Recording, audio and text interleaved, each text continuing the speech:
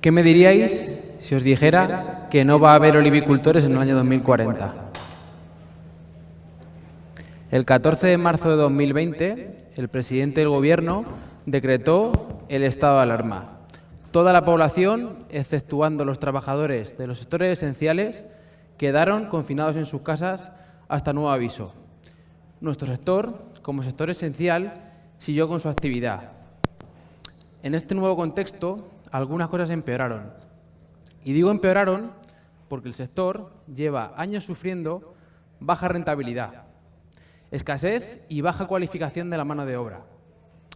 Y por otro lado, una baja eficiencia productiva en muchas de nuestras zonas. Podríamos hablar de multitud de problemas más, pero yo hoy me centraré exclusivamente en estos tres. Los costes de producción son cada vez mayores. Y esta circunstancia no se ve compensada por el precio final que perciben nuestros agricultores. El aceite de oliva, como podemos ver aquí, ha demostrado más que de sobra sus beneficios frente a otras grasas y los consumos son cada vez mayores, las perspectivas de futuro cada vez mejores, lo cual no justifica para nada lo anterior. La mano de obra es cada vez más escasa y menos cualificada, lo que se traduce en campañas de recolección más largas y más tediosas, que afectan directamente a la calidad de nuestros aceites. Por no hablar de lo que supone lidiar con cuadrillas de trabajadores. Y es que los datos no nos mienten. Hemos pasado de un 10% de empleo sobre el total en el sector agrícola a tan solo un 4%, y bajando. La agricultura más tradicional es sin duda una profesión admirable, pero la realidad nos muestra que es poco eficiente. En un mundo donde prima más el hacer más con menos, esto es sin duda un gran inconveniente. La producción de aceite de oliva no se concibe sin la figura del olivicultor. Pero ¿cómo veis vosotros el futuro si no cambiamos la manera de hacer las cosas?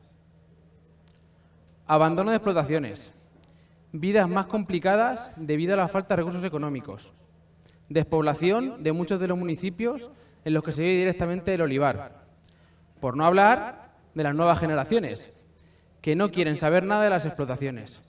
Yo en parte lo puedo llegar a entender. ¿Creéis que la olivicultura tradicional representa a día de hoy un atractivo para las nuevas generaciones? Que conste que mis primos y yo íbamos únicamente por la hora del almuerzo. Si tuviéramos que ir ahora, os aseguro que nos la pensaríamos 2 veces. Una nueva olivicultura es posible, donde los agricultores puedan aspirar a mantener viva esta profesión, aportando valor a la sociedad y viviendo bien gracias a ello. Pero para ello es imprescindible hablar de modernización.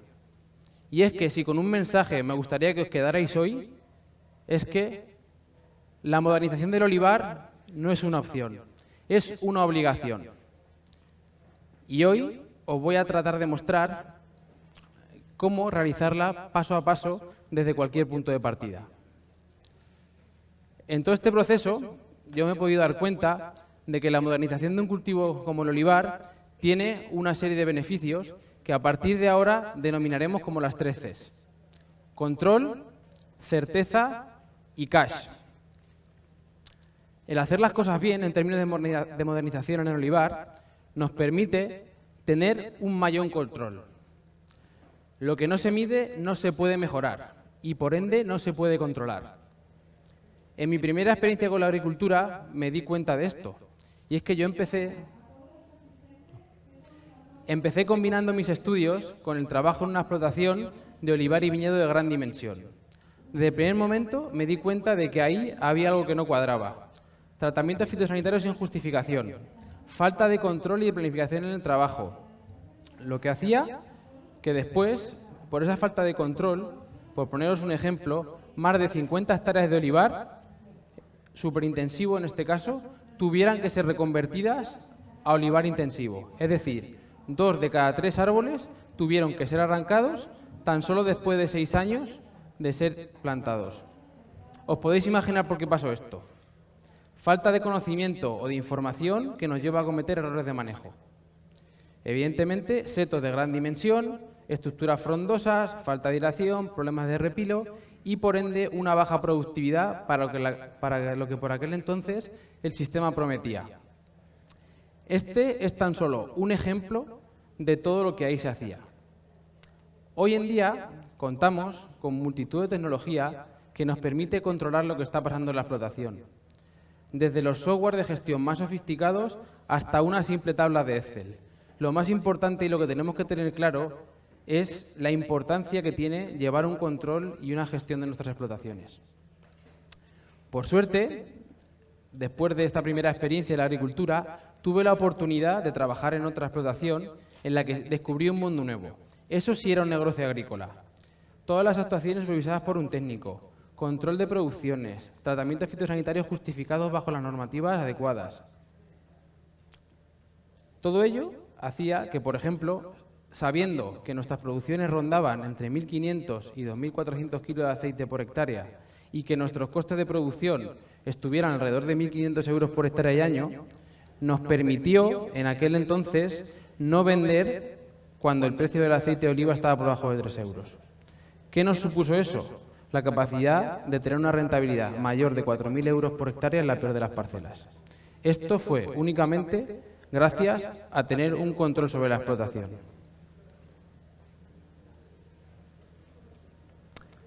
La información es poder de decisión.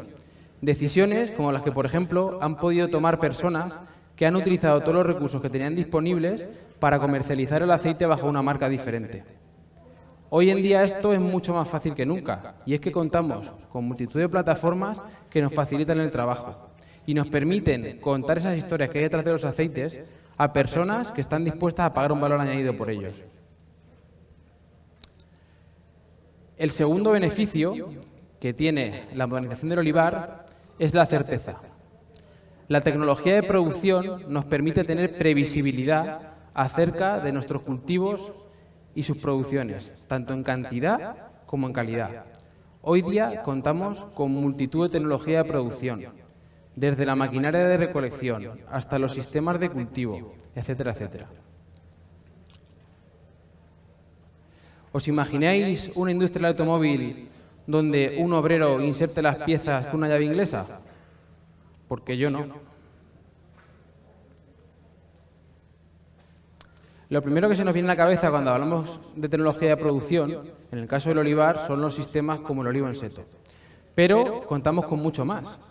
Tenemos maquinaria de recolección de última tecnología, nuevas variedades, soluciones nutricionales que nos permiten llevar el potencial productivo de nuestros cultivos un paso más allá, maquinaria de poda y manejo de suelo que nos permite hacer un manejo adaptado a nuestras necesidades.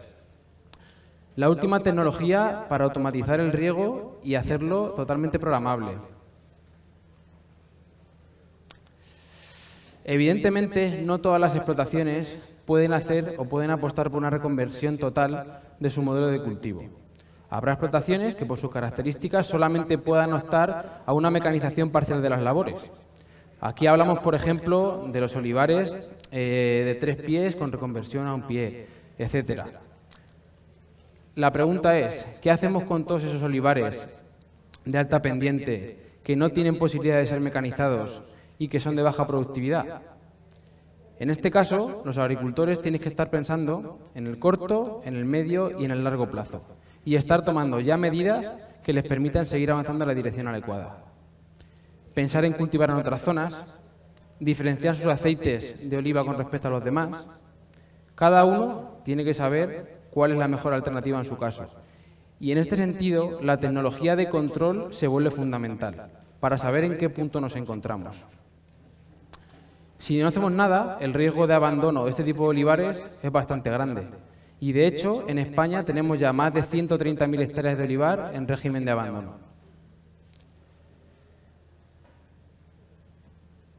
La tecnología, en este caso de producción, me ha permitido tener también alguna otra anécdota graciosa que contar.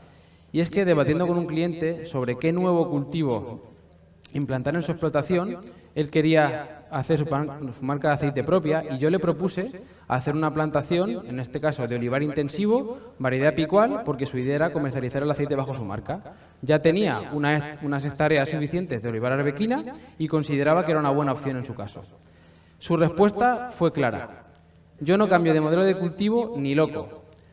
¿Tú sabes lo que es estar viendo la máquina cosechar mientras preparas la lumbre para hacer unas chuletas? Su respuesta fue contundente. ¿Qué hacer ante una respuesta así? Evidentemente, la tecnología de producción nos permite tener esa certeza que nos facilita mucho la manera de hacer las cosas. Por último, entre los beneficios que tiene la modernización del olivar, encontramos el cash, el dinerito. El aumento del cash dentro de una explotación, en un momento como el actual, está muy vinculado a la eficiencia productiva. Es decir, ser más capaces de tener mayor producción por hectárea, transformar mejor los nutrientes y el agua en kilogramos de producción, ser capaces de aprovechar mejor el agua y los nutrientes. Y, por supuesto, recursos tan importantes como el suelo y la luz. En este caso, hoy día contamos con multitud de tecnologías que nos permiten monitorizar cómo es el comportamiento del agua en el suelo de cara a aprovechar cada gota.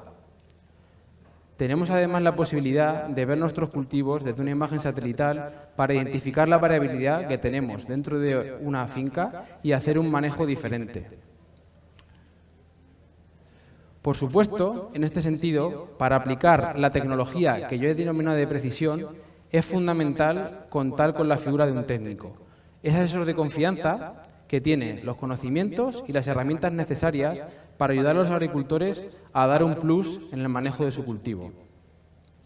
En mi caso, por ejemplo, el utilizar esta tecnología de precisión me ha permitido darme cuenta del simple hecho que dar riego de más de 3 horas en un suelo arenoso era estar perdiendo un montón de agua por percolación. Esto, a su vez, me permitió ahorrar un 30% en el consumo hídrico, otro tanto de fertilizantes, y de la factura de la luz ni os cuento.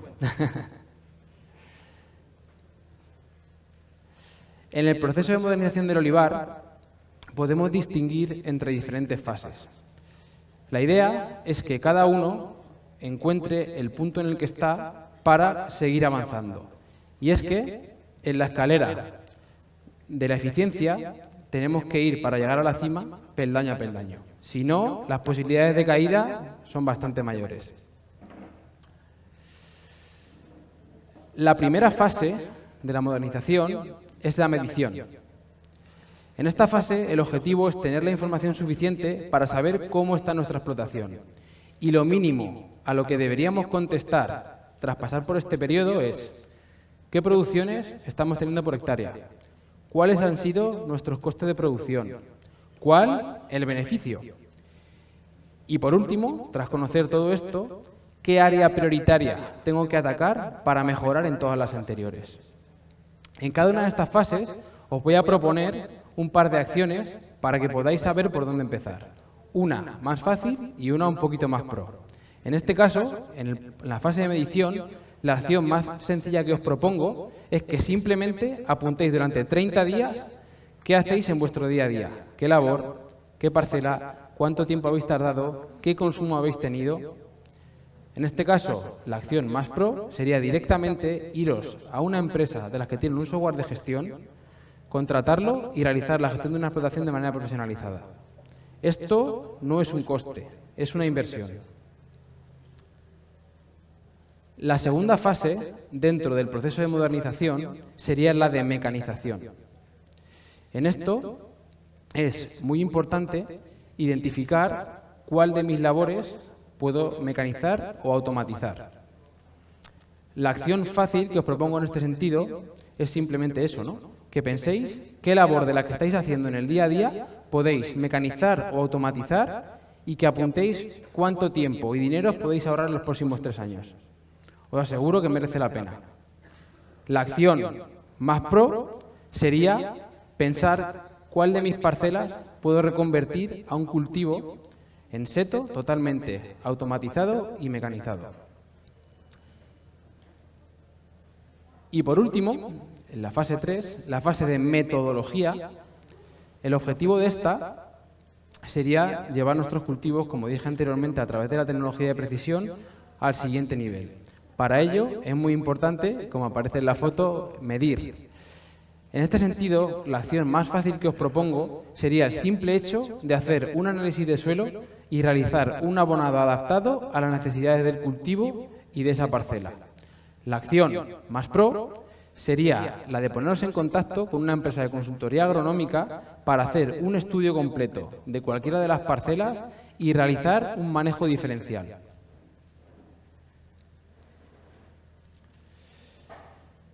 En este caso es fundamental que identifiquemos en qué fase nos encontramos nosotros. Evidentemente, estas fases se pueden solapar entre sí, y esto es solo una manera de afrontar la modernización en el cultivo de olivar. Cada uno tiene que pensar en qué fase se encuentra y buscar la mejor manera de adaptar su cultivo a la modernización. El símil del tsunami es perfecto para describir lo que está pasando en la olivicultura y, si me apuráis, en la agricultura actual. Sabemos que tenemos un tsunami llegando a la orilla de nuestra costa. ¿Qué pasará si nos quedamos quietos esperando a que éste pare o a que alguien nos salve? Por el contrario, las posibilidades de salvarnos si seguimos caminando hacia adelante serán mucho mayores. Y es que la modernización del olivar no es una opción, es una obligación. Ya habéis conocido cuáles son los beneficios de la modernización del olivar: control, certeza y cash. Habéis visto también el paso a paso que os he propuesto para pasar por los diferentes eslabones para llegar a esa modernización. Podéis hacerle una foto con lo queráis. Lo más importante es que ya hoy deis el primer paso. El futuro de nuestra olivicultura depende de las decisiones que tomemos hoy.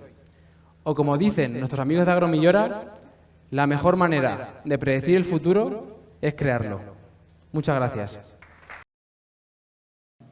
Hola, buenos días a todos. Eso es lo primero. Muchísimas gracias por acudir a esta primera edición de Demoliva, donde vamos a pretender que entiendan cuál va a ser la olivicultura del futuro. Les vamos a traer al presente lo que va a ocurrir en los próximos años. Mi intención en esta charla, en esta presentación, y creo que va a ser a lo largo de toda jornada, es que entiendan una cosa. La olivicultura, la agricultura, nunca volverá a ser la misma, después de todo lo que van a ver que está sucediendo y que ha sucedido, ¿no? Lo ha dicho Fran, lo ha comentado Mario. Creo que estamos en un momento, me atrevo a decir, estamos en un momento histórico, si me dejan decirlo, ¿no? En un momento, antes hemos hablado de la revolución industrial 4.0, y me atrevo a decir que estamos en un momento que seguramente la agricultura está viviendo semejante al que vivió después de la revolución industrial. Una época de grandes cambios, una época que nos va a obligar a cambiar por completo la agricultura y que nos va a obligar a cambiar la manera de jugar este partido. Entre otras cosas, porque eso nos han cambiado las reglas de juego. Estábamos jugando en un campo, estábamos jugando un partido y ahora de pronto todo está patas arriba. No vale absolutamente nada la táctica que estábamos siguiendo. ¿Y por qué les digo esto?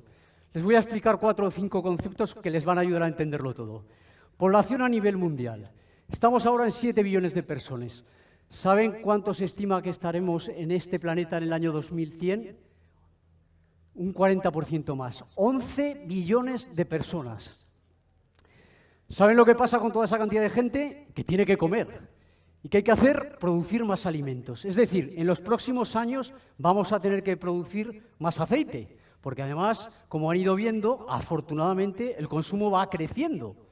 ¿Y saben dónde va a crecer, por casualidad, más la población? En la India, uno de los países donde se está trabajando de manera intensa para que el consumo de aceite suba y esté subiendo, ¿no? Pero es que además, por si fuera poco, hay más gente, come más, tenemos que producir más. Es que el clima está cambiando. ¿Y saben cuál es la región que más se va a ver afectada por el tema del cambio climático? todo lo que es la franja mediterránea que se extiende hasta California. Es allí donde van a subir más las temperaturas y donde seguramente los efectos de la falta de pluviometría se van a hacer más evidentes. Pero es que además, por si fuera poco esto, tenemos un problema de recursos. Nos empieza a faltar el agua, nos empieza a faltar o no queremos gastar tantos recursos que están limitados. Además, queremos seguir disminuyendo los efectos de los gases invernaderos y a todo esto, desde el punto de vista agrícola, queremos ser sostenibles y sostenibles implica que podamos seguir viviendo de esto y que al final podamos seguir manteniendo una rentabilidad que nos deje continuar. Y todo esto, repito, sin perjudicar al planeta, porque queremos al final tener una producción sostenible. Esto, que puede ser ideas, está pasando a la realidad en las diferentes regiones o países del mundo. Todo eso que han visto se traduce en esto en la Unión Europea. La Unión Europea ha cogido estas ideas globales y ha dicho, señores, el partido de juego que se juega en Europa tiene estas reglas. Y las reglas son esta estrategia de Farm to Fork que te obliga en el año 2030 a reducir el 50% de los plaguicidas. Prepárense aquellos que tienen problemas de repilo, aquellos que tienen problemas de presión de plagas. Cada día se eliminan más productos. Hoy tenemos aquí amigos de Bayer, de Tradecor. Yo sinceramente ya no sé lo que está registrado y no está registrado. Pero por si fuera poco eso, en el año 2030 tenemos que asumir una reducción del uso de fertilizantes del 20%. Y por si fuera poco, debemos pasar a una superficie en el año 2030 del 25% en agricultura ecológica. ¿Se dan cuenta cómo nos están cambiando las reglas de juego? Que la agricultura no volverá a ser la misma, que tenemos que trabajar de otra manera porque si no, no alcanzaremos al final los objetivos en cada una de nuestras explotaciones. ¿Y esto cómo lo hacemos en la olivicultura? Nos quitan herramientas, nos dicen que hay más gente, nos dicen que tenemos que producir más por menos y nos quitan herramientas. ¿Qué hacemos? Plegamos, nos vamos a rezar, hacemos un acto de fe, pedimos más dinero a Europa para que nos ayude, o tenemos herramientas que pueden al final paliar y dar solución a este nuevo partido al que nos enfrentamos. Pues la respuesta es que afortunadamente tenemos herramientas para poder luchar y para mejorar nuestra gestión diaria. Esta es una diapositiva que pone habitualmente en las presentaciones mi compañero Inés Iglesias, donde al final lo que vemos es que hay tres pilares, tres tipos de herramientas. Mira, dale otra vez. Ya está.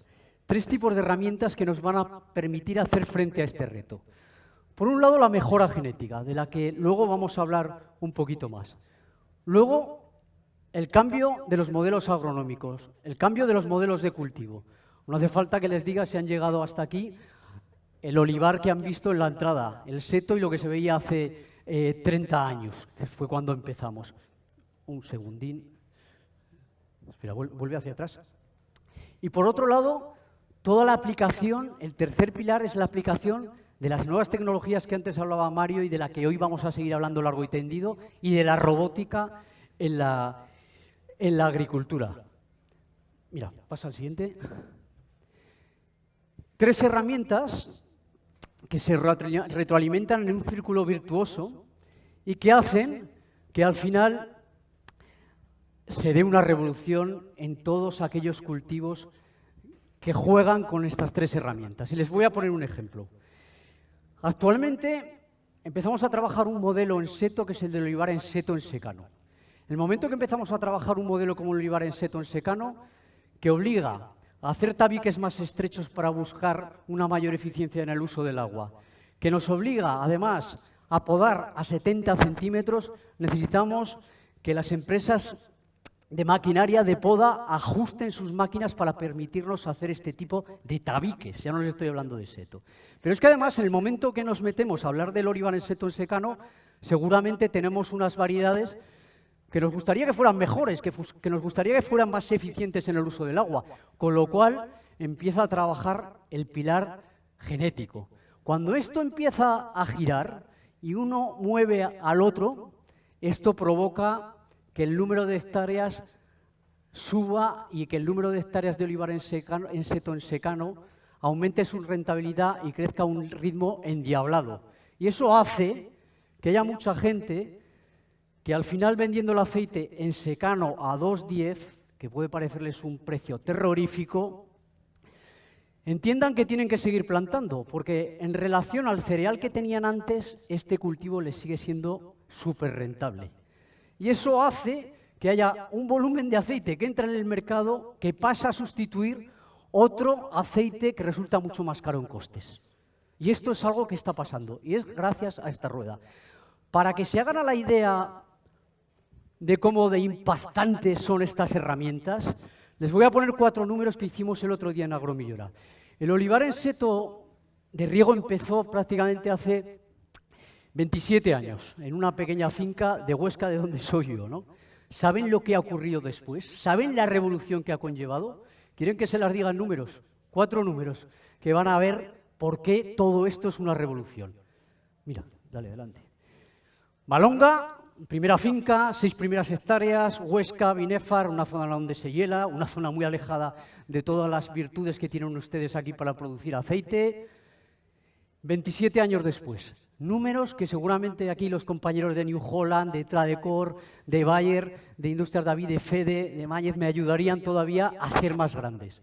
Atención, más de 400.000 hectáreas plantadas en el mundo de olivar en seto. ¿Es o no es revolución esto? En 27 años, ¿eh? Ha cambiado más el olivar en 27 años que en los 3.000 años anteriores. O sea, cuando hay muchos paisajes de aquí, de Córdoba, de Aragón, de Castilla-La Mancha, que seguramente si desembarcara de nuevo por aquí Escipión, lo reconocería. No habrían cambiado absolutamente nada de nada. Hace 27 años era todo igual. En 27 años se ha dado la vuelta a la tortilla de lo que no se había hecho en 3.000 años. Pero miren, números. Más de 10.000 millones de euros invertidos. Esto ha hecho este modelo. Más de 8.000 nuevos puestos de trabajo creados de manera directa. Más de 300 nuevas almazaras. Pero dígame una cosa, ¿cuántas almazaras al final se han transformado debido a que los agricultores en un día son capaces de meter 150.000 kilos de aceituna? ¿A qué ha obligado a eso? A que a las que no se han creado se han debido transformar. Más de 600.000 toneladas de aceite de oliva virgen extra. Yo siempre me preguntaba cómo se podía recoger una variedad como el picual en un poquito espacio de tiempo con toda la mano de obra que era necesario. Indudablemente eso conllevaba que el día de mañana en el mercado faltaran grandes cantidades de aceite de virgen extra. No teníamos capacidad de producirlo. Este sistema, además, lo que provocó es que una gran cantidad de empresas auxiliares se pusieran en marcha. El tercer pilar que les decía allí. Empresas que al final han creado máquinas de recolección, empresas que han creado máquinas de poda mecánica, empresas que ahora sensorizan los setos y serán capaces, si no lo son ya, de decirles con 3 meses de antelación cuánto van a producir y dónde tienen la aceituna en su seto, y lo van a ver a través del ordenador, y esto ya se hace en frutales con la manzana. En fin, una gran, enorme revolución. Mira, pasa. A todo esto, ¿qué pasa con la genética? Que es lo que venimos a hablar. Cada uno de estos pilares no deja de ser una rueda que hace que el engranaje se mueva y se mueva más rápido, ¿no? Entonces, con el tema de la genética, ¿cómo andamos? Estamos atascados, se ha hablado de arbequina, se ha hablado de arbosana. Indudablemente en los próximos años, esa tuerca de la genética, ese pilar que veíamos antes, va a hacer que este engranaje se acelere todavía más. ¿Por qué? Porque tenemos nuevas variedades que vienen de la Universidad de Córdoba, que luego hablaremos. Porque tenemos nuevas variedades que vienen de la Universidad de Bari. Porque tenemos alguna variedad reticente de nuestro programa de mejora genético antiguo que ya lo hemos dejado, porque nosotros no dejamos de ser multiplicadores. Que vienen variedades nuevas de la gente de aquí, de esta finca, de Balam, que vienen variedades nuevas de la gente de Todolivo, que hablaremos de Chiquitita, de Oliana, de I15, de 01, de Chiquitita 2, de Martina, de Lechiana. Imagínense cómo se va a agitar todo esto. ¿Qué teníamos hasta ahora? ¿Por qué nos ponemos a buscar variedades?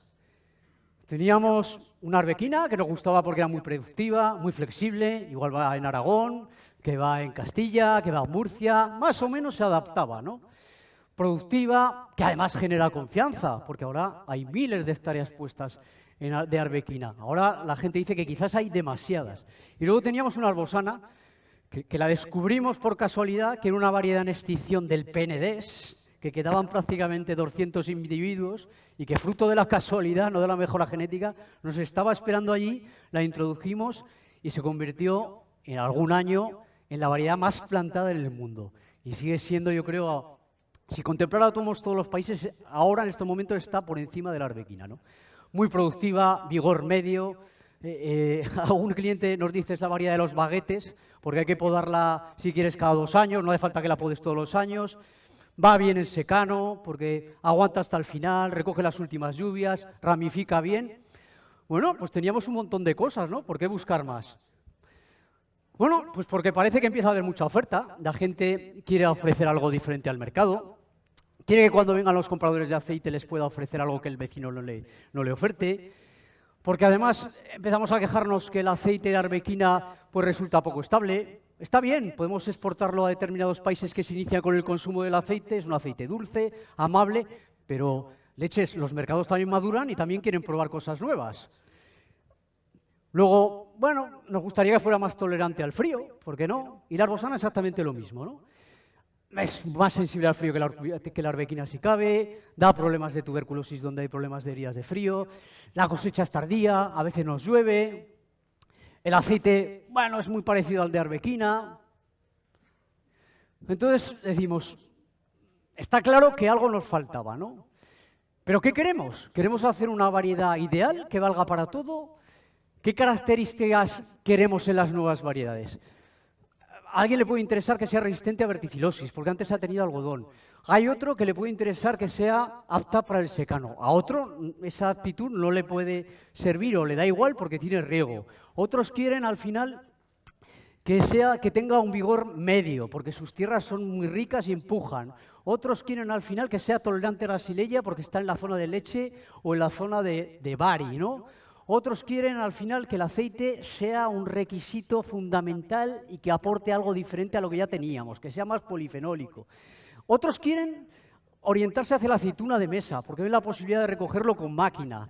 Otros quieren la cosecha tardía, porque sí que quieren aprovechar las últimas lluvias. Otros quieren variedades que ramifiquen bien, porque les dan problemas de la poda y todavía les parecen variedades poco flexibles. ¿De qué dependerá lo que nosotros elijamos de esa analgama, de ese abanico de variedades que nos gustaría seleccionar? Pues dependerá de la zona donde estemos, ¿no? Porque seguramente algún compatriota mío de Aragón o del norte o de Navarra, pues un requisito fundamental para ellos, antes que cualquier otra cosa, será que sea una variedad que resista bien el frío y que trate de soportar las muchas heladas que tenemos. A alguien que esté a lo mejor en Almería, pues este rasgo no le importará tanto. Otro, como decíamos, querrá recoger su aceituna de mesa con la máquina y querrá una variedad que al final no tenga tanto molestado. Otro querrá lo que hablábamos antes, una variedad que al final resista bien el estrés hídrico. Otro querrá ir dedicado al mercado gourmet, porque ha hecho una pequeña almazara y quiere un aceite rompedor, diferente. Otro querrá, al final, que sea una variedad que sea muy resistente al repilo, porque está cerca del mar. Otro querrá, al final, lo que hablábamos antes, la xylella. Todo eso lo estamos haciendo. Y aquí hay un dato demoledor. Les digo que lo estamos haciendo, pero aquí hay un dato demoledor. ¿Saben cuántas variedades de manzana se han registrado entre los años 1980 y 2006? Aquí tienen distintas especies. Está en italiano porque son datos del profesor Camposeo de una jornada que hicimos hace 2 semanas en Italia, ¿no? Si miran melo, manzana, 1.561 variedades registradas desde el año 1980 al 2006. Si vamos a la uva de mesa, 540.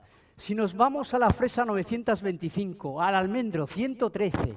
Al pistacho, incluso, 22 nuevas variedades.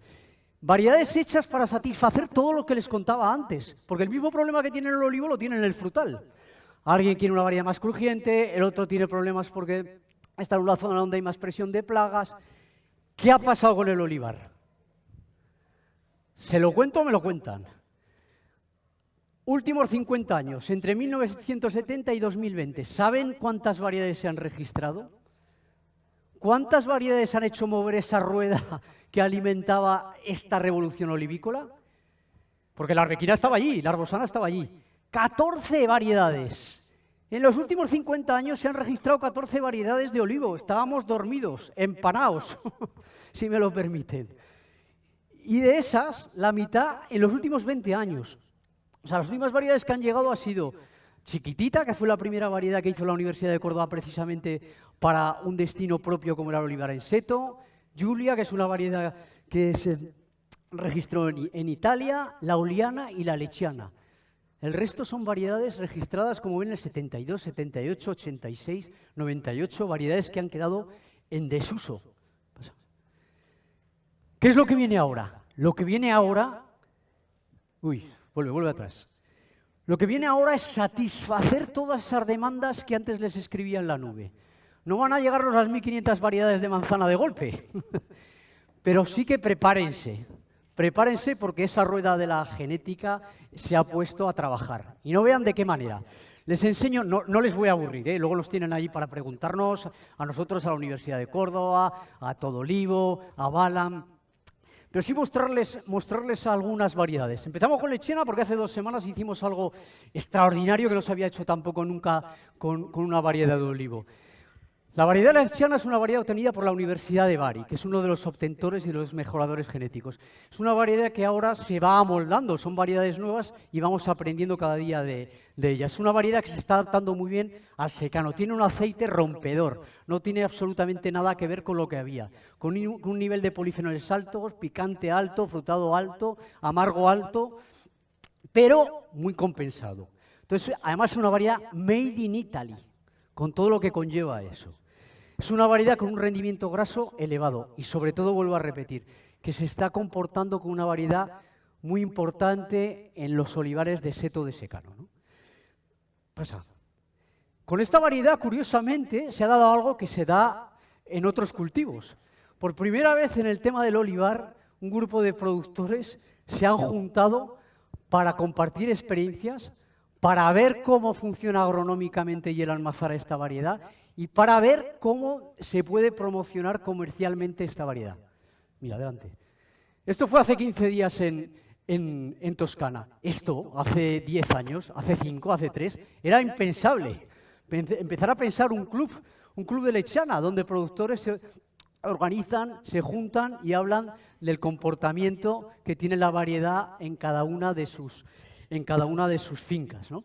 Pasa adelante. Pero es que vienen más. Seguimos en Italia, seguimos en la Universidad de Bari. Variedad interesantísima. No sé si se acabará llamando Suprema, que me decía el otro día el profesor Camposeo. Una variedad que, agárrense, apunta a los 3.000 kilos de aceite. O sea, nosotros hace 7 u 8 años, desde Agromidera nos marcamos unos retos, ¿no? El modelo en seto había empezado a andar.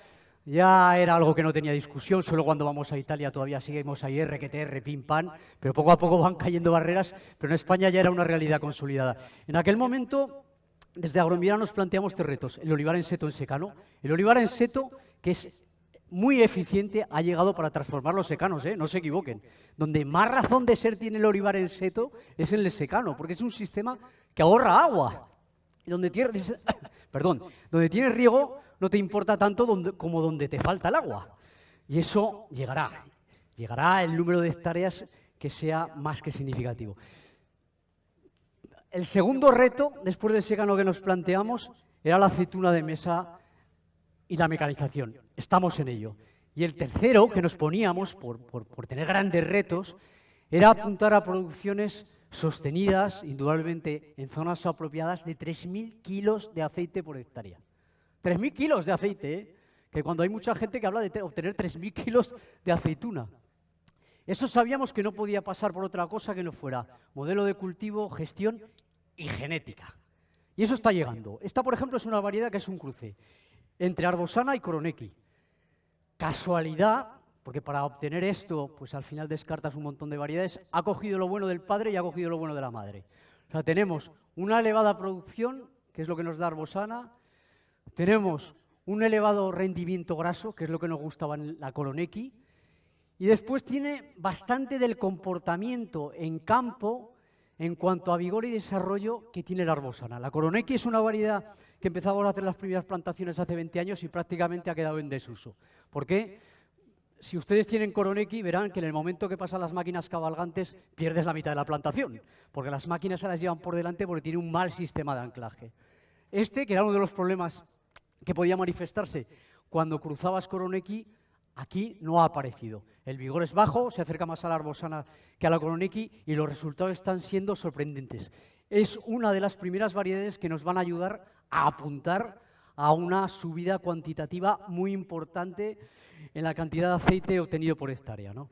No les aburro con más características, pero otra variedad interesantísima también de la Universidad de Bari. Una variedad para la aceituna de Besa. Una variedad que, de rebote, porque cruzamos Arbosana por Blanquita del Bas, o Blanquita del Bas, que es una sinonimia de Tallasca, buscando al final un aceite diferente que lo daba la Tallasca y un vigor. Lo que buscaba la Universidad de Bari era reducir el vigor con la Arbosana.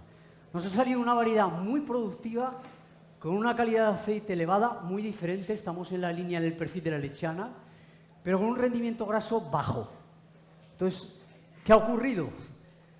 Que el tamaño de la aceituna es elevado y determinados clientes la han empezado a recolectar y a destinar para aceituna de mesa.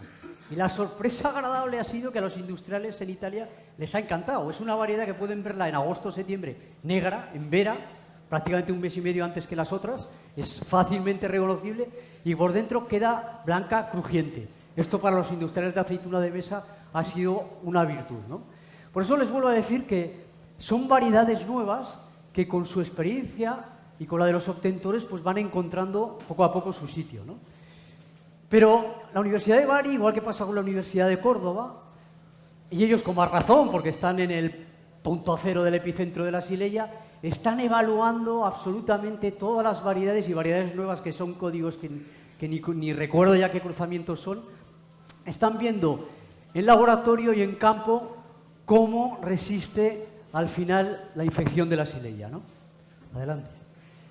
Esta es otra variedad, una variedad del programa de mejora genética que teníamos en Agromiura, que es la Oliana, una variedad que se está desarrollando con mucha fuerza en el norte de España, no tanto en el sur, porque las variedades al final deben encontrar su ámbito, y esta es una variedad que aguanta bien el frío y que en el norte al final está pasando a sustituir la arbequina, ¿no?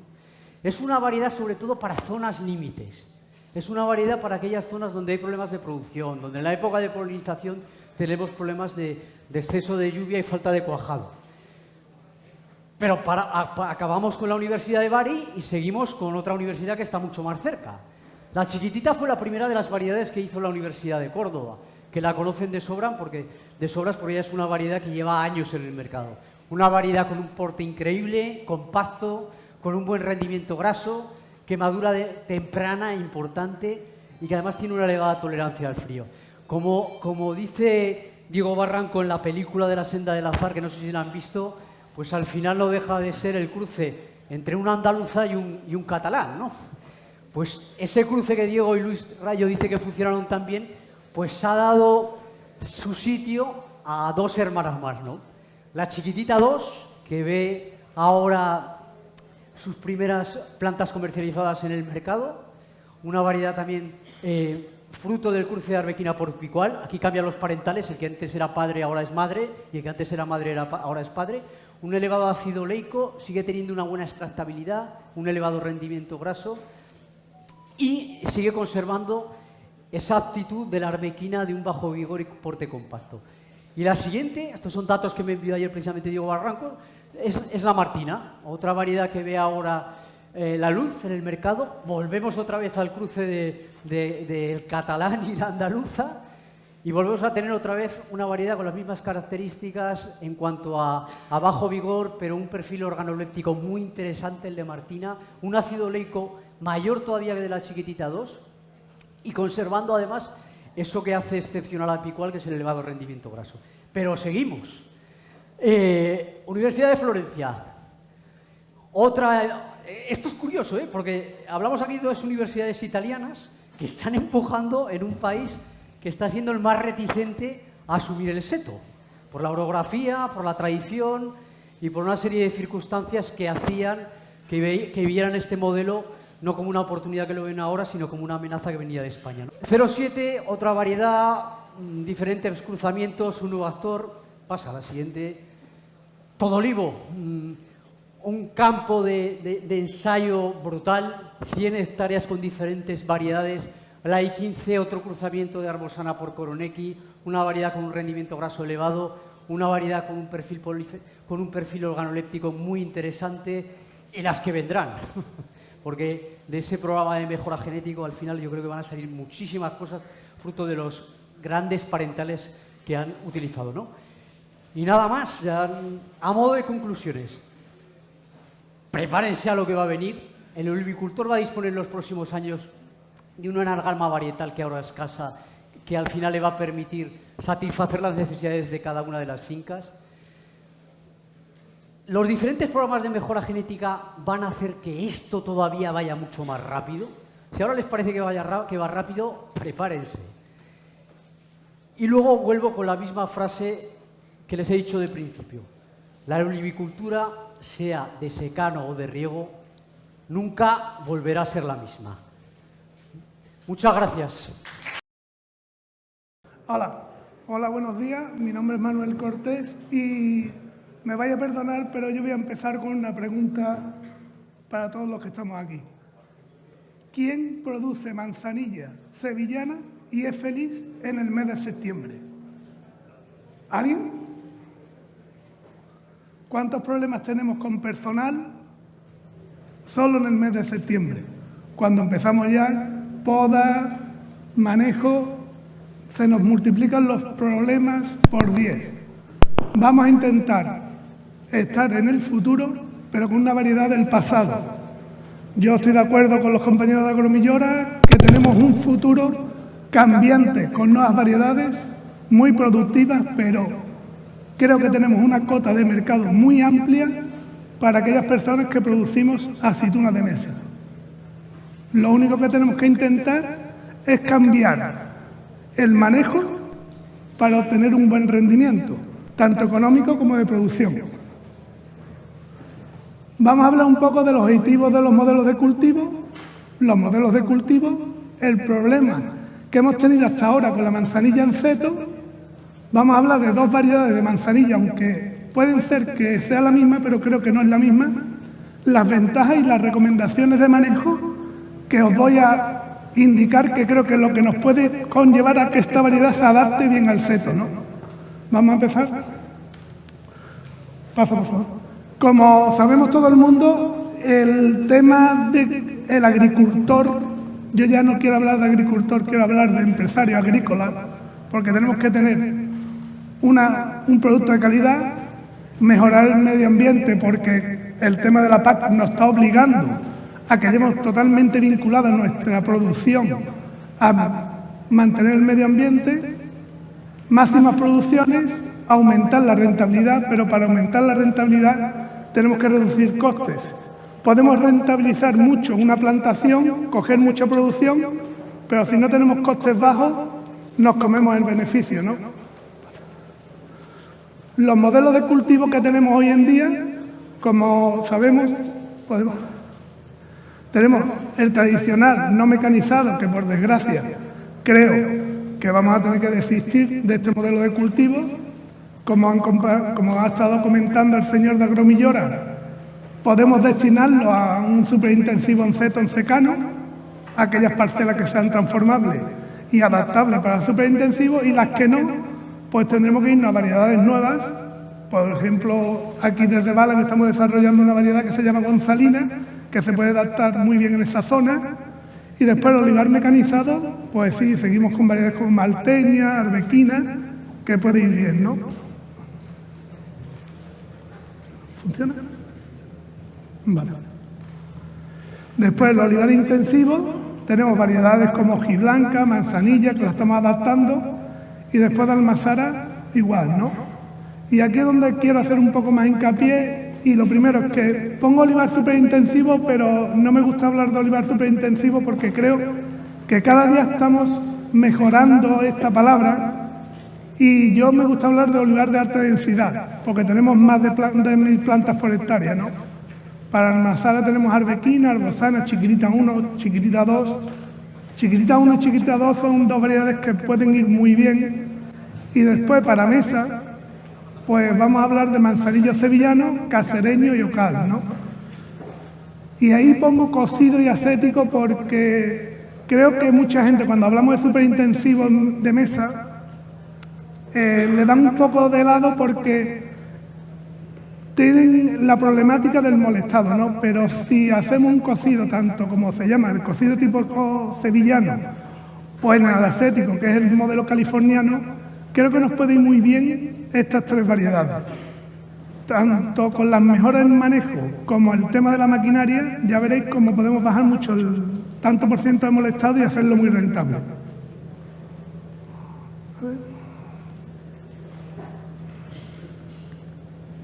Vale. Mira, vamos a empezar por la problemática en manzanilla en seto, que es lo que hemos tenido a día de hoy, que cada día estamos dándonos cuenta donde no hemos equivocado y donde podemos mejorar, ¿no? Aquí es la problemática... Uy, perdón. No va, ahí. Como podéis ver, la manzanilla nos da una planta muy vigorosa, por lo tanto, si no manejamos bien este seto, tenemos muchísimos problemas. Es una variedad que no necesita grandes aportes de nitrógeno, porque por sí sola tiene un crecimiento rápido, que nos dan problemas después de formación del eje, el árbol muy arbustivo, cuando entra la cosechadora hace muchísimo daño, entonces tenemos que intentar tener una plantación con unos aportes muy controlados, que es lo que nos va a dar que el seto no sea tan vigoroso.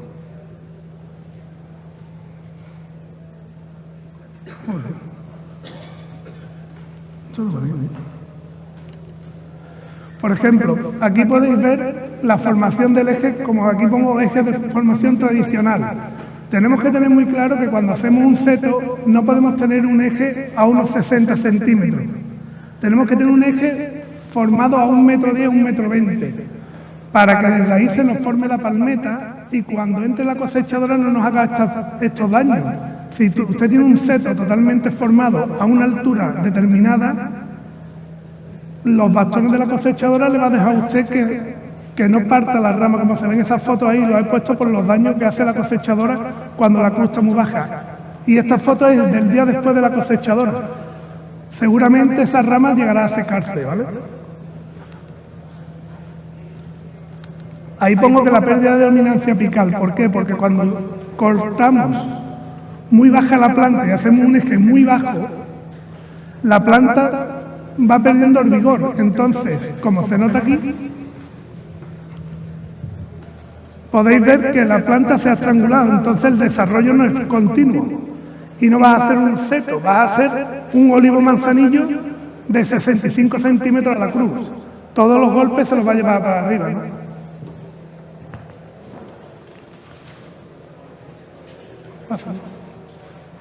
Formación de leña.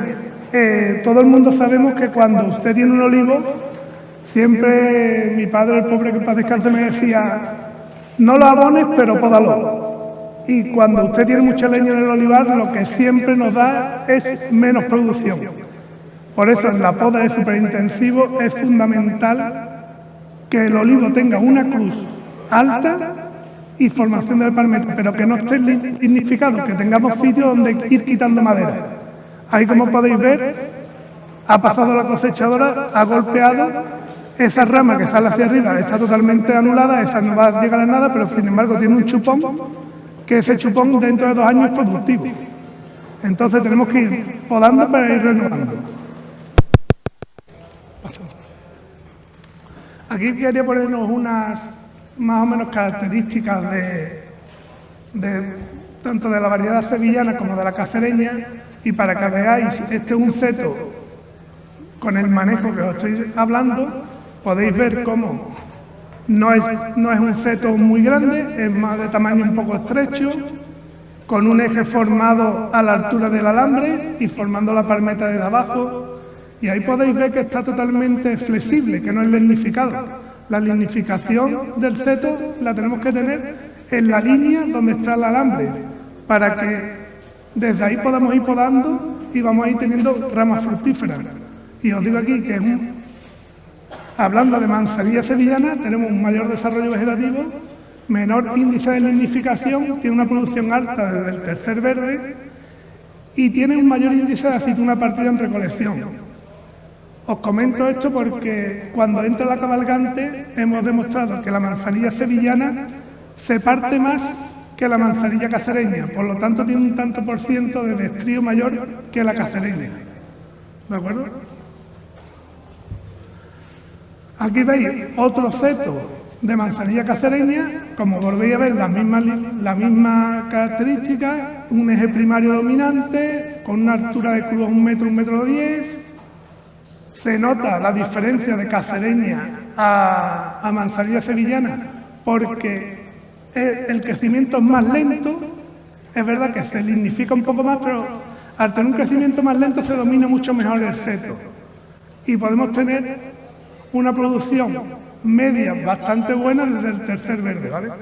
Y aquí, como os comento ahí, sí tenemos un menor índice de aceituna partida, por lo tanto, aunque produzca algunos kilos menos por hectárea, el 100% de la producción es aprovechable para cocido, ¿vale? Y ahora quería hablar de las ventajas del manzanillo en seto. Costos de manejo, como estábamos hablando antes, la poda lateral manual anual, que es rápida y cuantificable. A día de hoy, en pocas explotaciones de aceituna manzanilla, podemos saber cuántos olivos diarios poda una persona o cuánto nos va a costar podar una hectárea.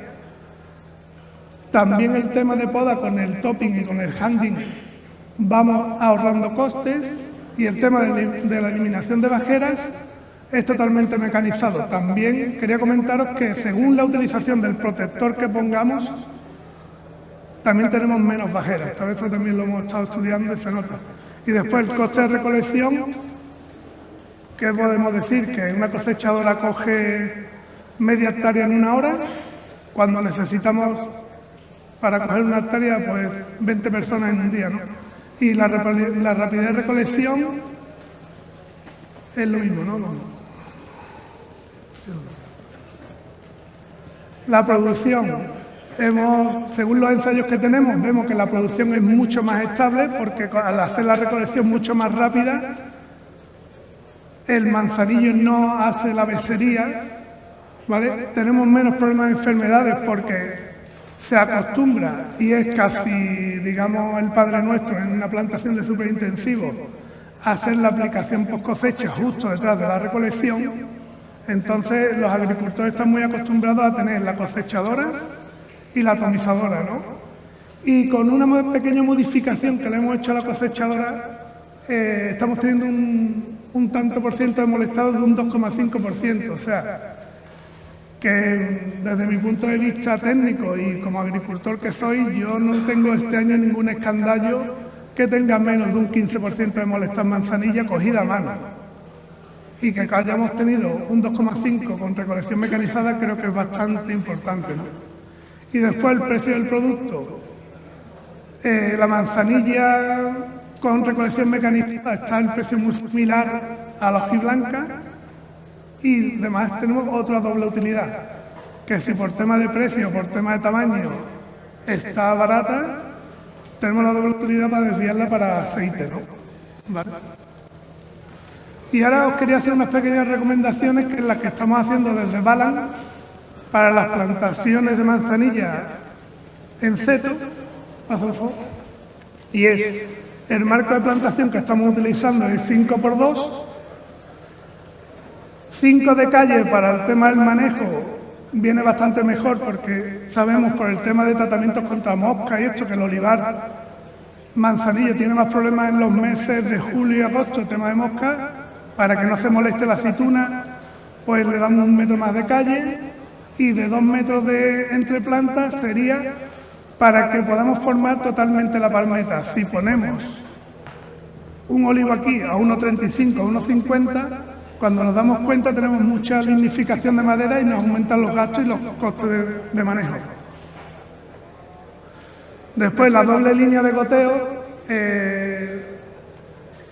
como he comentado antes, para hacer un seto de calidad de manzanilla no debemos de realizar muchos aportes de nitrógeno, casi tener una carencia de nitrógeno no limitante en la plantación. Cuando tenemos un sistema radicular bastante desarrollado, tenemos un mejor seto. Para tener ese seto y que no tenga mucho déficit hídrico, ni de tema de nutrientes, al ponerle la doble goma tenemos un ahorro bastante bueno en temas de necesidades hídricas, tenemos menos crecimiento vegetativo y además el seto crece mucho más desarrollado y compacto que si solo tuviera una goma, ¿vale? Como podéis ver ahí, el poste cabecero siempre debe ser de madera porque la manzanilla es un árbol que al crecer más rápido y al intentar dejarle un eje de formación un poco más alto, debemos de tener más fuerza en la espaldera. Y el doble hilo es para poder hacer la palmeta desde el primer momento. Como podéis ver aquí, aquí estaría un hilo y aquí estaría el otro. Esta rama va totalmente dirigida hacia la espaldera para que no se nos vaya para afuera, va para adentro y sería aprovechable. Esta, digamos, sería, en un futuro iría eliminada, pero nos queda aquí totalmente la espaldera, ¿vale? El eje primario dominante, como os comentaba antes, si ponemos el alambre de arriba a 1,10 m, si nosotros cortamos la altura de la varilla, que estaría a 1,15 m, el árbol se nos desarrolla hacia la espaldera.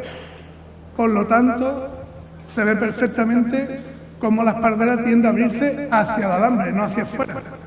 Entonces, los gastos de poda serían mucho menos, porque cuando en los primeros repasos se quiten las que van hacia afuera, ya el árbol se nos forma amarrándola a los hilos, ¿vale? Como podéis ver en la foto, el árbol está totalmente guiado hacia la espaldera.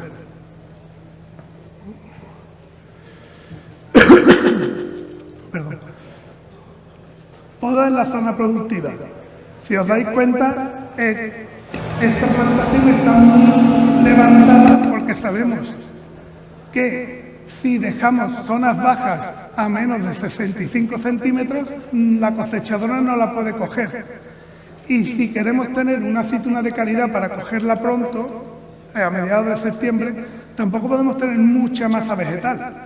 Si se dan cuenta, el seto casi es de unos 65-70 centímetros por cada lado. No es el seto abundante, como podéis ver aquí de arbequina, que dejamos aquí en esta finca, sino un seto más pequeño. Lo que hacemos es dejar un eje de formación y sobre ese eje de formación se va pinzando, como cuando se poda un olivo manzanillo, una poda de rejuvenecimiento, para que al año siguiente sea productivo. Se va a ir, digamos, como castrando las ramas para que siempre tengamos un eje de formación y sobre ese eje de formación se va dejando pequeños brotes, que es lo que nos va a dar la aceituna al año siguiente.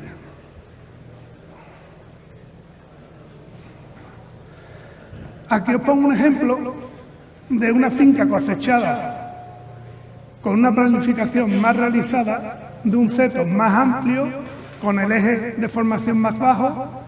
Y aquí, en la otra, podéis ver una finca que se ha recolectado este año, con 3 años, en la cual tiene el eje de formación a 1,10 m, un seto estrecho y con una dotación de riego muy controlada, para que no se nos vaya a madera, sino que siempre sea más productivo, o sea, más zona de producción. ¿Vale? Y nada más. Espero que... Yo estoy muy de acuerdo con que tenemos que tener nuevas variedades y que tenemos que tener mucho aceite y muchos otros cultivos, pero sí soy un gran defensor de la aceituna de mesa y creo que haciendo este manejo tenemos futuro en este cultivo. Y además que nos hace falta, los agricultores solo no podemos vivir del aceite, también tenemos que tener una aceituna de mesa como bandera, ¿no? A ver si vale, gracias. Bueno, buenas tardes, soy el último de la mañana y vamos un poquito mal de tiempo, voy a intentar ser breve. En primer lugar, agradecer a Agromillora Tierras y a Balan la invitación para estar aquí. Traigo una ponencia, si esto pasa, aquí, desde la Universidad de Córdoba. Soy profesor de la Escuela Técnica Superior de Ingeniería Agronómica y de Montes de Córdoba y director actualmente del Máster en Transformación Digital del Sector Agroalimentario y Forestal Digital Agri. Me gusta empezar, ya que hablamos de revoluciones, en un sector que parece que estamos empezando a entender cómo está cambiando el mundo. Y yo siempre digo que probablemente, y creo que nos podemos comparar con el sector energético, el automóvil, el que ustedes quieran, pocos sectores son tan innovadores como la agricultura y como la olivicultura en este caso. Aquella fotografía de la izquierda es de una colección muy interesante de fotos antiguas que tiene el Ministerio de Agricultura. Esta se la he cogido prestada a Agromillora precisamente. La mayoría de los que estamos aquí no habíamos nacido en el 52. No sé, pues he mirado y muy poquita gente. Si a esas mujeres de ahí que están recogiendo en el suelo la aceituna, que es una cosa hoy impensable, le cuentan que 70 años después estaríamos con monstruos cabalgantes recogiendo en los olivares en seto, en los superintensivos, no lo podrían ni haber imaginado. Yo sé que aquí se ha hablado de revolución, que mis compañeros antes han hablado de revolución. Yo creo, lo he estado escuchando atentamente, que todos se han quedado absolutamente cortos. Todos se han quedado absolutamente cortos, como si hubieran quedado cortas las personas que estaban recogiendo aceitunas hace 70 años. Quiero empezar por aquí porque no estamos hablando de cualquier cultivo, estamos hablando de un cultivo donde Europa, evidentemente, en el mundo es líder mundial a mucha distancia de África y porque está la parte del norte de África, del Golfo Mediterráneo, produciendo aceituna, pero dentro de esa posición europea líder mundial, evidentemente España y Andalucía son líderes mundiales. Y eso lo que quiere decir es que si somos líderes mundiales, probablemente Andalucía y España ha tenido algo que ver con la innovación que se ha venido produciendo hasta los días de hoy. No hemos llegado a hacer la agricultura o la olivicultura que estamos haciendo exportando conocimiento, por ejemplo, de Estados Unidos, que no tiene nada que decir en olivar, sino que precisamente España ha venido liderando todo este cambio. Y lo ha venido liderando siendo España la 9ª potencia en producción científica mundial, muy lejos de los primeros, la número 31 en desarrollo tecnológico, pero sin embargo somos la primera potencia mundial, no solo en producción de aceite de oliva y de aceituna de mesa, sino también científica. Muy por delante del gran gurú científico que es Estados Unidos, por delante de nuestro primer competidor que es Italia. Y esto además, es una parte que quería también resaltar en la ponencia, con unos fondos, la investigación, la innovación, el desarrollo, muchas de las cosas que se han dicho hoy aquí se están desarrollando con fondos que vienen de la Unión Europea, de la Nación, del Ministerio de Agricultura o del de Ciencia e Innovación y que vienen también de la Junta de Andalucía. Lo digo porque hemos llegado hasta aquí después de yo no sé cuántas revoluciones. Aquí se han hablado de algunas. Yo traigo 3 que están muy relacionadas, porque no se puede desligar la revolución industrial, que, bueno, han saltado juntas, la revolución industrial, la máquina de vapor, la electricidad. En los años 70 empezábamos a tener algunos ordenadores y empezábamos a manejar Internet, a intercambiar información, y lo que llaman la 4ª revolución industrial, que es la que estamos viviendo hoy, que no es la de la información, sino la de los datos, el poder tener datos en tiempo real y el poder intercambiar datos a una velocidad que nunca antes habíamos conocido. Por tanto, una cosa es Internet, otra cosa es la digitalización, que es ese manejo de los datos. Y la olivicultura nos ha ido muy alejada de estas innovaciones. Evidentemente, la revolución en la maquinaria supone una revolución en la maquinaria también de recolección y de trabajo con los olivares. Pasamos de la extracción de 2 fases, de 3 fases a la extracción de 2 fases, pasamos a nuevas variedades, hoy se ha hablado mucho de eso, iremos a nuevas variedades. Empezamos ya en esta década, aunque es verdad que las primeras experiencias son hace 27 años, se extiende la alta densidad, el intensivo, el superintensivo, mejora en la mecanización, lucha biológica, producción integrada. ¿Y qué viene a partir de ahora? Hoy se está diciendo aquí, muchas de las cosas que tengo ahí escritas pues ya se han comentado precisamente. Variedades más compactas, no solo para almazaras también para aceituna de mesa, lucha biológica, sostenibilidad, reducción de fertilizantes, reducción de químicos, optimización de riesgos e insumos. Se ha hablado, precisamente mi compañero antes decía, disminución de gastos. Esa disminución de gastos no solo por ser más eficiente en lo que necesita el cultivo, sino también por lo que supone en reducción de costes, más AOVE, más virgen extra, más consumo y más internacionalización. Los datos, yo no sé si ya a alguien le sorprende el que tenemos capacidad para tener sensores en el suelo, en la planta, en los satélites o en los UAV, los drones, que esa información puede estar conectada, que la podemos llevar a la nube, que la podemos meter en una serie de modelos, que se contrastan con la experiencia y que podemos tomar decisiones en función de esa información.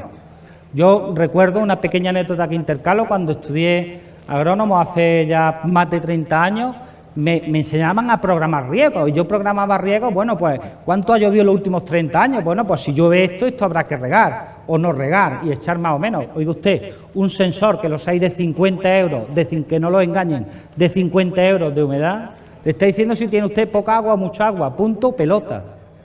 Punto pelota. No tenemos que imaginarnos si dentro de una semana va a llover más o va a llover menos. Podemos, con información en tiempo real, estar tomando buenas decisiones a un precio barato y con una repercusión importante. Algo que quería resaltar también es que no sé cuántos de los que estamos aquí o de los que están aquí son productores, son industriales, son comercializadores. De Mercadona no veo a nadie, pero me he saltado una. Hay una cosa que está clara. Igual que lo que producimos llega al consumidor a través de una cadena, la cadena agroalimentaria, la cadena de valor, con los datos va a tener que pasar lo mismo. El que esté produciendo al margen de lo que están pidiendo los consumidores, de lo que se está vendiendo más, de lo que se está vendiendo menos, el que esté al margen, que está produciendo de los rendimientos en tiempo real de cada partida, de cada lote, de cada kilo que se está dando en la almazara, está absolutamente desconectado. Igual que hemos conectado el producto en toda la cadena, en el futuro la información la tenemos que compartir porque nos va a generar valor a todos. O sea, no podemos prescindir de información para el que es productor muy valiosa, el consumidor, y a la vez el consumidor nos está diciendo que mi aceite de qué árbol viene, no ya de qué finca, sino de qué árbol viene. En los dos sentidos tendrá que haber ese flujo de información. Claro, toda esta revolución de los datos necesita, y algo se ha comentado esta mañana aquí, de tres pilares fundamentales, porque digitalizar, se oye mucho a la ministra, al presidente, también a nuestra consejera, a nuestro presidente autonómico, hablar de digitalización. Digitalizarse no es montar una web, señores, digitalizarse no es montar una web. Con la digitalización en una web no hacemos nada, no aportamos valor a nuestro negocio, a nuestra finca o a nuestro producto. Tenemos que transformar digitalmente, tenemos que coger esa información, esos datos y convertirlos en soluciones que nos hagan ganar más dinero o gastar menos dinero en producción. Si no, a mí que no me vendan datos porque no los quiero para nada, si no me están dando soluciones importantes. Y en este sentido hay varias cuestiones que están claras. No estamos mal, esa estrellita de ahí, respecto al rectángulo, respecto a la media europea, en el conjunto integrado de indicadores sobre digitalización. ¿Cómo estamos en España? Bueno, en general no estamos mal, pero tenemos varias cuestiones en las que tenemos mucho por hacer. Nos prometen el 5G, no queremos 5G, queremos 3G, por lo menos 3G en todo el territorio. Ese mapa de ahí abajo que están viendo, de más claro a más oscuro, les está indicando cómo estamos de cobertura en las provincias españolas a 30 megas. A 30 megas, que no estamos hablando de trabajar a 1 giga como te dan Telefónica en tu casa con la televisión, ¿no? Sino simplemente a 30 megas. Estamos lejos. Y en estos rectángulos de aquí, los dos más bajitos, son dos muy interesantes. Uno, que es de lo que vengo a hablar un poco, la formación. Porque hay mucha tecnología, pero tenemos que entenderla. Yo creo que parte del fracaso hasta ahora de la venta de productos tecnológicos a los agricultores está siendo el que no se les sabe explicar. Que no se les sabe explicar cuáles son los beneficios que tienen por una parte y por otra parte cómo se maneja, cómo puede sacarle un usuario partido a toda esa revolución de los datos. La segunda cuestión es la integración de servicios.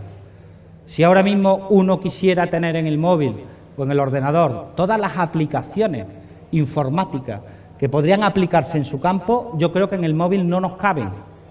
no hay una integración de servicios. Tengo la de riego por un lado, la de fertilizantes, el cuaderno de campo por otro, la otra de las imágenes satélites y tal. A mí me parece, y estoy acostumbrado a trabajar con tecnología, que es un poco una locura. Y claro, con todo esto, que es donde ya estábamos, porque aquí estábamos antes de la COVID, antes de este maldito virus, ya estamos digitalizándonos, transformándonos, llega un plan de recuperación donde justamente por objetivo la partida más importante se la va a llevar la digitalización, seguida de la transición ecológica, y si se fijan ustedes en los repartos de fondos, las 10 grandes políticas en las que se van a aplicar los primeros, dicen 72.000 millones en los próximos 2 años, son educación, formación, innovación, digitalización, agricultura y territorio. Son las 4 partidas que se llevan la parte más importante del presupuesto. Esto viene, y esto de alguna manera tiene que llegar al sector, porque quizás podemos pensar que como no está el dinero en el Ministerio de Agricultura, oye, no va a llegar al sector. No, va a haber dinero en distintos pilares para hacer cosas en todos los sectores y habrá que estar muy atento a eso. Mi escuela, que es un poco, se habla hoy de la Universidad de Córdoba, las nuevas variedades, la innovación. Miren, la universidad también ha evolucionado, seguramente no tanto como otras cosas que he comentado, pero sí es verdad que el modelo el que estamos trabajando hoy es impensable sin tener a las empresas y al sector al lado. Es muy difícil plantear, pedir fondos europeos, nacionales, autonómicos, ir a empresas a trabajar con ellas si no estamos planteando resolver retos y problemas que tiene la sociedad, que tiene el sector. Ese es el modelo actual de financiación para todo lo que supone intentar buscar una mejora, una innovación. Por ejemplo, a nivel europeo, y Balan participa en estos dos proyectos, uno que intenta rescatar variedades, se decía antes, solo 14 registradas en los últimos 30 años. Es que hay un 95% de variedades de olivar que no se están explotando. Por tanto, es un proyecto que a mí me parece muy interesante, de Horizonte 2020, fondos 100% europeos, y proyectos LIFE, por ejemplo, orientados a trabajar contra la asialidad fastidiosa, que es verdad que todavía en España no ha tenido un impacto importante, pero que sí está causando estragos, lo ha causado ya en Italia, ya saltó a Mallorca. A nivel de nacional, si esto pasa, por favor, Innolivar, que es un gran proyecto financiado con fondos FEDER y que la propia interprofesional de la aceituna de mesa y también la del aceite de olivo español cofinancian con un 20%, en el que trabajan 23 empresas punteras, muchas de ellas están aquí con expositores y la propia Balan, en innovaciones, puede pasar por favor, en 5 grandes bloques, porque cuando hablamos de innovación, se está diciendo aquí, hemos hablado de biotecnología, de mejora genética, pero también de maquinaria de recolección, de biotecnología, de cambio climático, de industria y de la calidad, del aceite que estamos produciendo o de la aceituna de mesa, un bloque dedicado exclusivamente a eso. Simplemente, si vas pasando, cosechadoras autopropulsadas, vehículos polivalentes para trabajar en olivares en pendientes, no nos podemos olvidar, se ha dicho aquí, tendrán que desaparecer, yo no sé si tendrán que desaparecer, esperemos que no, parece que la PAC trae un paquete importante para apoyar al olivar tradicional, al que está más difícilmente mecanizable. Tenemos medidas ambientales relacionadas con pulverización optimizada, se están encontrando ya niveles de 30-40% de reducción de líquido cuando se está dosificando de forma variable y ajustada a las necesidades del olivo, el picado de poda, lo que es la incorporación. Habló la representante de la Junta de Andalucía esta mañana de las cárcavas, daría mucho que hablar con eso. El suelo parece que no nos preocupa mucho, pero es el soporte del olivo. No solo el soporte del olivo, sino ya cuando una cárcava grande hace intransitable absolutamente la finca. Sistemas relacionados con la conectividad de todo el proceso dentro de la almazara o con analíticas para reconocer perfectamente o complementarios a las catas cuando estamos delante de un AOVE, formulados precomerciales para luchar contra la verticilosis o para tratar la mosca del olivo, nuevas variedades que se ha hablado justamente en la ponencia anterior variedades de seto en la aceituna de mesa, recolección integral en aceituna de mesa, evitando evidentemente el gran problema que es el molestado, y sistemas integrados logísticos para la trazabilidad de todo el proceso. A nivel de Andalucía, ya termino con este bloque que es muy rápido, los grupos operativos. No sé si han tenido la oportunidad de participar, se puede participar siendo centro de investigación, siendo empresa, pero también siendo cooperativa o productora en proyectos que llegan muy directamente en 2 años, a corto plazo, a cuestiones demostrativas en vanguardia al sector, ¿de acuerdo? Por tanto, bueno, era una simple reseña. ¿Cuál es nuestra apuesta por la formación? Y lo digo a nivel universitario, pero no cabe duda, cuando antes me refería a la formación en el sentido de la digitalización, a que necesitamos comprender la tecnología para poder aplicarla, sería a todos los niveles. En la Escuela de Córdoba hemos apostado por este máster en transformación digital del sector agroalimentario. Es un máster que nace porque las empresas nos demandan gente con conocimientos agronómicos, pero que sepan manejar la tecnología, que sepan convertir los datos en soluciones útiles. Estamos trabajando con el sector, trabajamos y potenciamos en el máster la investigación, la innovación. Fomentamos mucho la práctica, se habla mucho de que en la universidad muchas veces teorizamos, pero en este caso nuestros alumnos todos tienen que pasar por un importante periodo de práctica en la empresa. Intentamos aproximarnos a casos reales y evidentemente todo lo que hacemos es vía colaboración público y privada. Y esta es un poco la filosofía, nuevos profesionales que asuman la importancia de este proceso de innovación que nos trae la transformación digital y que es una realidad ya, no es algo, como se decía antes, la revolución del olivar es imparable, bueno, la revolución digital o la transformación digital también es algo imparable. Decía al principio, bueno, son simplemente muy sencillitos, 10 módulos para que alguien que estuviera interesado, donde además complementamos con práctica y trabajo fin de máster y recorremos todo lo que sería desde la captura de datos hasta la conversión de esos datos, procesándolos a la toma de decisiones, a decisiones que mejoren la rentabilidad o disminuyan los costes de la explotación. Evidentemente ahí tienen algunas de las empresas o las instituciones, todas las OPA, la Junta de Andalucía y algunas de las empresas de servicios, de agricultura y tecnológicas más importantes de la zona y del país. Y quería terminar un poco con 2 diapositivas, simplemente. Bueno, se viene hablando de revolución, yo me hacía, preparando la presentación, una pregunta: ¿cómo será la agricultura y la olivicultura de dentro de 30 años? Y termino como empecé. Yo, si fuera una de esas mujeres, nunca me hubiera imaginado que en vez de yo tirado en la tierra cogiendo la aceituna, habría una máquina monstruosa por encima de mis olivos. Así es que la verdad es que les tengo que decir que yo no tengo ni idea. No tengo ni idea de cómo será la olivicultura dentro de 30 años. Creo que todos los que han hablado aquí se han quedado muy cortos, porque, repito, poneros en la situación de esas personas hace 70 años, imaginar lo que hoy estamos viviendo sería absolutamente impensable. Somos técnicos, empresarios, olivicultores o somos consumidores, pero no somos adivinos. Lo que sí podemos, que también se ha comentado, es contribuir a construir el futuro. O sea, no podemos saber ahora nadie cómo será esto dentro de 30 años, pero sí que podemos contribuir a cómo será, cómo podemos contribuir a eso. Y he apuntado simplemente unas cositas. Creo que hay que apostar por el talento, hay que invertir en formación, hay que compartir datos, hay que facilitar que esos datos sean intercambiables e interoperables, hay que integrar servicios, me parece un punto clave, hay que innovar sobre problemas reales que demanda el sector y no sobre ocurrencias de cualquiera que se levanta por la mañana.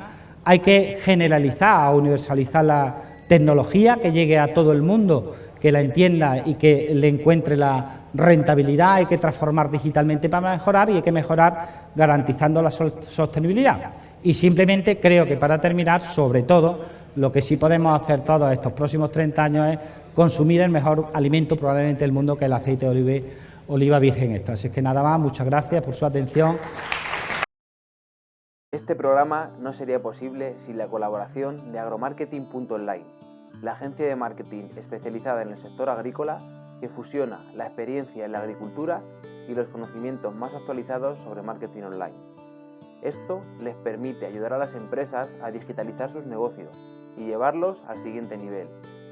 Ahora más que nunca es necesario que los negocios tradicionales del sector se digitalicen y tengan una presencia activa en el mundo de Internet. Puedes tener unos productos y servicios de excepción, pero si no eres visible, no vendes. Que no se te olvide. Si quieres más información acerca de los servicios que ofrecen, no dudes en visitar su página web agromarketing.online.